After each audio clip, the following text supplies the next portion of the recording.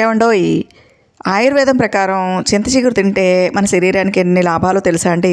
చింత చిగురులో anti inflammatory లక్షణాలు ఉంటాయంటండి. అందువల్ల దీన్ని తినడం వల్ల మన శరీరంలో ఎక్కడన్నా వాపులు నొప్పులు ఉంటే అవి పూర్తిగా తగ్గిపోతాయి అన్నమాట. ఇంకా పుండ్లు ఉంటే కనుక తొందరగా మానిపోతాయండి. ఇంకా చర్మ సమస్యలు కూడా తగ్గుతాయి అన్నమాట. అందుకే ఎక్కడైనా వాపులు నొప్పులు ఉంటే కనుక చింత చిగురిని ఉడికించి దాన్ని ఒక గుడ్డలో వేసి అక్కడ కాపడం పెట్టడం కట్టడం ఇవన్నీ కూడా మన పెద్దవాళ్ళు చేస్తూ ఉంటారనమాట. ఇకపోతే ఈ చింత చిగురులు తినడం వల్ల ఇవి మన మానసిక ఒత్తిడి తగ్గిస్తాయంటండి. ఇంకా కీళ్ళ నొప్పులు రాకుండా చూడడం మాత్రమే కాకుండా క్యాన్సర్ రాకుండా కూడా కాపాడుతాయంటండి. అందుకే మన పెద్దవాళ్ళు చింతపండు తగ్గించి చింత చిగురుని ఎక్కువగా ఆహారంలో వాడుకోమని చెప్తూ ఉంటారనమాట.